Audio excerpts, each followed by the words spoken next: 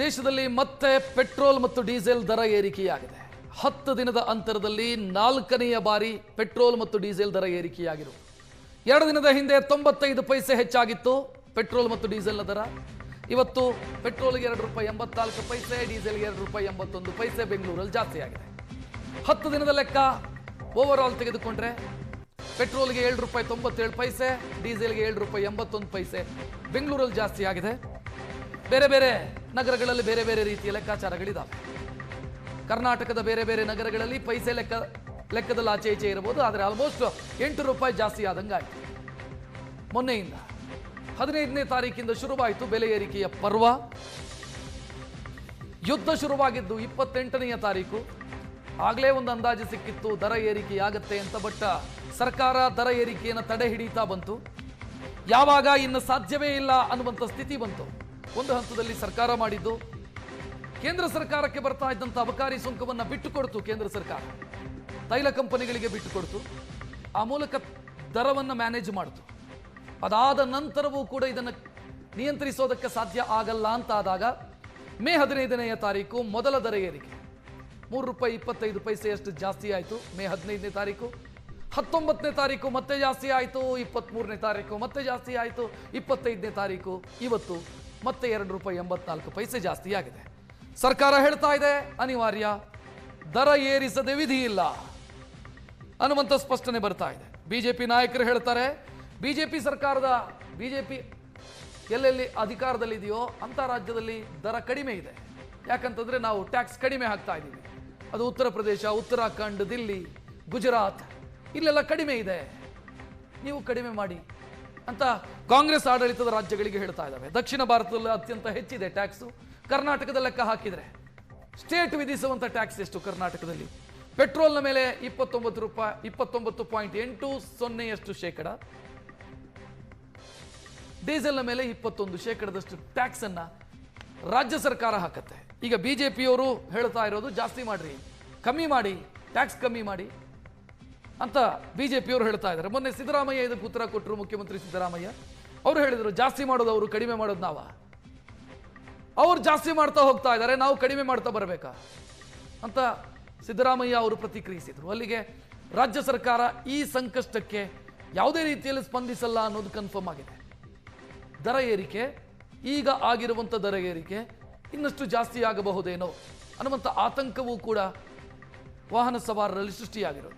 ಕಾರಣ ಏನು ಅಂತಂದರೆ ಸರ್ಕಾರ ಹೇಳುತ್ತೆ ಜಾಸ್ತಿ ಆದ ನಂತರವೂ, ಅಂದರೆ ಇವತ್ತಿನ ಬೆಲೆ ಏರಿಕೆಗೂ ಮುಂಚಿತವಾಗಿ ಎಷ್ಟಿತ್ತು ಅಂತಂದರೆ ಪೆಟ್ರೋಲ್ಗೆ ಆಗ್ತಾ ಇರುವಂಥ ನಷ್ಟ ಲೀಟರ್ಗೆ ₹11 ಆಗ್ತಾ ಇತ್ತು. ಡೀಸೆಲ್ಲು 30 ಆಸುಪಾಸಲ್ಲಿ ನಷ್ಟ ಆಗ್ತಾ ಇದೆ ತೈಲ ಕಂಪನಿಗಳಿಗೆ. ರೇಟ್ ಜಾಸ್ತಿ ಮಾಡದೆ ವಿಧಿ ಇಲ್ಲ ಅಂತ. ಸೊ ಅಲ್ಲಿಗೆ ಇದು ಇನ್ನಷ್ಟು ಜಾಸ್ತಿ ಆಗಬಹುದೇನು ಅನ್ನುವಂಥ ಆತಂಕ. ಈ ₹8 ಸೀಮಿತ ಅಲ್ಲ, ಇನ್ನಷ್ಟು ಜಾಸ್ತಿ ಆಗಬಹುದು ಅಂತ. ಸೊ ಮಾತನಾಡೋಣ. ನಮ್ಮ ಜೊತೆಗೆ ನಮ್ಮ ರಿಪೋರ್ಟರ್ಸ್ ಇದ್ದಾರೆ ಬೇರೆ ಬೇರೆ ಪೆಟ್ರೋಲ್ ಬಂಕ್ಗಳಲ್ಲಿ. ಬೆಂಗಳೂರಲ್ಲಿ ಬಸವೇಶ್ವರ ನಗರದಲ್ಲಿ ಮಮತಾ ಇದ್ದಾರೆ, ಶಾಂತಿನಗರದಲ್ಲಿ ನಂದೀಶ್ ಇದ್ದಾರೆ. ಜನ ಯಾವ ರೀತಿ ಇದನ್ನು ನೋಡ್ತಿದ್ದಾರೆ, ಜನ ಯಾವ ರೀತಿ ಇದನ್ನು ಸ್ವೀಕರಿಸ್ತಾರೆ. ಇನ್ನು ಮೈಸೂರಲ್ಲಿ ಮಧು ಇದ್ದಾರೆ, ಬೆಳಗಾವಿಯಲ್ಲಿ ಅನಿಲ್ ಇದ್ದಾರೆ. ಮಾತನಾಡ್ಸೋಣ. ನಾನು ಮಮತಾರಿಂದ ಶುರು ಮಾಡ್ತೀನಿ. ಮಮತಾ, ಜನ ಯಾವ ರೀತಿ ನೋಡ್ತಾರೆ? 10 ದಿನದಲ್ಲಿ ಏರಿಕೆಯಾಗಿದ್ದು ಆಲ್ಮೋಸ್ಟ್ ₹8. ಏನು ಹೇಳ್ತಾರೆ ಜನ? ರಕ್ಷತ್, ಹೌದು, 10 ದಿನದಲ್ಲಿ 4ನೇ ಬಾರಿ ಇದು ಪೆಟ್ರೋಲ್ ಡೀಸೆಲ್ ದರ ಜಾಸ್ತಿ ಆಗ್ತಾ ಇರುವಂತದ್ದು. ಜನ ಒಂದು ಕಡೆ ಆಕ್ರೋಶವನ್ನು ವ್ಯಕ್ತಪಡಿಸಿದ್ರೆ ಇನ್ನೊಂದಷ್ಟು ಜನ ಇದಕ್ಕೆ ಸ್ಪಂದಿಸ್ತಾ ಇದ್ದಾರೆ. ನಾವು ಇದು ಯುದ್ಧದ ಎಫೆಕ್ಟ್ ಇಂದ ಆಗಿರುವಂತದ್ದು, ಹಾಗಾಗಿ ನಾವು ಕೂಡ ಇದಕ್ಕೆ ಸ್ಪಂದಿಸಿದ್ರೆ ಮಾತ್ರ ಮುಂದೊಂದು ದಿನ ನಮಗೂ ಕೂಡ ಅಂದ್ರೆ ಇಳಿಕೆ ಆಗುವಂತಹ ಸಾಧ್ಯತೆ ಇರುತ್ತೆ. ಹಾಗಾಗಿ ಈಗ ನಾವು ಮೋದಿ ಕರೆ ಕೊಟ್ಟ ಹಾಗೇನೆ ನಾವು ಕೂಡ ಅದಕ್ಕೆ ಸ್ಪಂದಿಸಬೇಕಾಗತ್ತೆ ಅನ್ನುವಂತಹ ಮಾತನ್ನ ಹೇಳ್ತಾರೆ. ವಾಹನ ಸವಾರರು ಕೂಡ ಇದ್ದಾರೆ, ಅವ್ರನ್ನ ಮಾತಾಡಿಸ್ತೀನಿ. ಸರ್, ಇವತ್ತು ಪೆಟ್ರೋಲ್ ಡೀಸೆಲ್ ದರ ಜಾಸ್ತಿ ಆಗಿದೆ, ಮತ್ತೆ ₹2.84 ಪೆಟ್ರೋಲ್ ಆಗಿರುವಂಥದ್ದು. ಈಗ ನಾವೇ ಈ ಯುದ್ಧ ಇದು ಎಲ್ಲ ಇದಾದಾಗಿಂದನೂ ನೋಡ್ತಾನೆ ಇದ್ದೀವಿ, ಗಮನಿಸ್ತಾ ಇದ್ದೀವಿ. ಬೇರೆ ದೇಶಗಳಿಗೆ ಹೋಲಿಸಿದ್ರೆ ಒಂದು ಕಂಟ್ರೋಲಲ್ಲಿದೆ. ಸೊ ಏನಾಗುತ್ತೆ ಅಂದರೆ ಇದು ಬೇಸಿಕ್ ಪ್ರೈಸ್ ಥರ ಇದೊಂದು ಹೈಕ್ ಆಗ್ತಾ ಹೋದಂಗೆ ಬೇರೆ ಎಲ್ಲದನ್ನೂ ಜಾಸ್ತಿ ಆಗ್ತಾ ಹೋಗುತ್ತೆ. ಸೊ ಸ್ಟೇಟ್ ಗೌರ್ಮೆಂಟು ಮತ್ತು ಸೆಂಟ್ರಲ್ ಗೌರ್ಮೆಂಟು ಎರಡೂ ಸಹ ಪಬ್ಲಿಕ್ಕಿಗೆ ಹೆಲ್ಪ್ಫುಲ್ ಆಗೋ ಅಂಥ ಡಿಸಿಷನ್ ಮಾಡಬೇಕು ಅಂತ ಅನ್ಕೋತೀವಿ. ಯಾವುದೇ ಒಂದು ಗೌರ್ಮೆಂಟ್ ಇರಲಿ, ಪಬ್ಲಿಕ್ಕಿಗೆ ಹೆಲ್ಪ್ಫುಲ್ ಆಗೋ ಅಂಥ ಥರ ಒಂದು ಡಿಸೈಡ್ ಮಾಡಬೇಕಾಗುತ್ತೆ. ರಾಜಕೀಯನ ಬದಿಗಿಟ್ಟು ಪಬ್ಲಿಕ್ಕಿಗೆ ಹೆಲ್ಪ್ ಆಗೋ ಅಂಥ ಡಿಸಿಷನ್ಸ್ ಮಾಡಬೇಕಾಗುತ್ತೆ. ಓಕೆ ಓಕೆ ಇನ್ನೂ ಒಂದಷ್ಟು ಜನ ಇದ್ದಾರೆ ರಕ್ಷಿತಾ, ಅವ್ರನ್ನೂ ಮಾತಾಡಿಸ್ತೀನಿ. ಸರ್, ಇವತ್ತು ಪೆಟ್ರೋಲ್ ಡೀಸೆಲ್ ರೇಟ್ ಮತ್ತೆ ಜಾಸ್ತಿ ಆಗಿದೆ, ಏನು ಹೇಳ್ತೀರಿ sir? 320. Sir, petrol diesel rate ಇವತ್ತು ಜಾಸ್ತಿ ಆಗಿದೆ, ₹2.84. ಮೇಡಮ್ ನಮ್ಗೆ ಲೇಟ್ ಆಗ್ತದೆ ಮೇಡಮ್, ಸರ್ ಲೇಟ್ ಆಗ್ತದೆ ಮೇಡಮ್. ಅಲ್ಲ, ಜಾಸ್ತಿ ಆಗಿದೆ, ಏನು ಹೇಳ್ತೀರಿ ಅಂತ?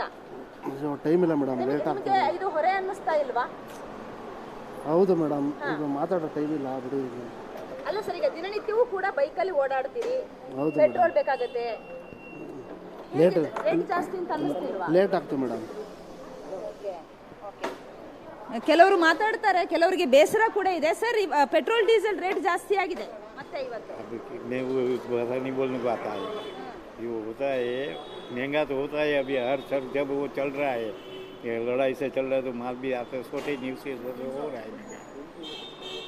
ಓಕೆ ಓಕೆ ಜನರ ಹತ್ರ ಅಂದರೆ ಒಂದು ಕಡೆ ಜನರಲ್ಲಿ ಬೇಸರ ಕೂಡ ಇದೆ, ದರ ಜಾಸ್ತಿ ಆಗಿದೆ ಅನ್ನುವಂತಹ ಆಕ್ರೋಶ ಕೂಡ ಇದೆ. ಅದನ್ನ ಕಡಿಮೆ ಮಾಡಿಸ್ಬೇಕು, ಇಲ್ಲ ಅಂತಂದ್ರೆ ದಿನನಿತ್ಯದ ಜೀವನ ಸಾಗಿಸೋದು ತುಂಬಾ ಕಷ್ಟ ಅನ್ನುವಂಥದ್ದು ಕೂಡ ಜನ ಹೇಳ್ತಾ ಇರುವಂತದ್ದು. ಒಂದು ಕಡೆ ಏನೋ ಈಗಾಗಲೇ ಮೋದಿ ಅವರು ಹೇಳಿರುವಂತದ್ದು, ವಾಹನ ಅಂದ್ರೆ ತಮ್ಮ ಸ್ವಂತ ವಾಹನವನ್ನ ಬಳಕೆ ಮಾಡಬೇಡಿ ಅನ್ನುವಂಥ ಮಾತನ್ನು ಕೂಡ ಹೇಳಿದ್ರೆ. ಆದ್ರೆ ಜನ ಹೇಳ್ತಾ ಇರುವಂತದ್ದು, ದಿನನಿತ್ಯವೂ ನಮ್ಮ ಕೆಲಸವನ್ನ ಮಾಡ್ಕೋಬೇಕು ಅಂತಂದ್ರೆ ನಮ್ಮ ಸ್ವಂತ ವಾಹನವನ್ನ ಬಳಕೆ ಮಾಡ್ಕೊಳ್ಳೇಬೇಕಾಗತ್ತೆ, ದರವನ್ನ ಕಡಿಮೆ ಮಾಡಿಸಿ ಅನ್ನುವಂತಹ ಮನವಿಯನ್ನ ಮಾಡ್ಕೊಳ್ತಾ ಇದ್ದಾರೆ. ರಕ್ಷತ್, ಇನ್ನು ಮೈಸೂರಿನ ಜನ ಏನು ಹೇಳ್ತಾರೆ ನೋಡೋಣ.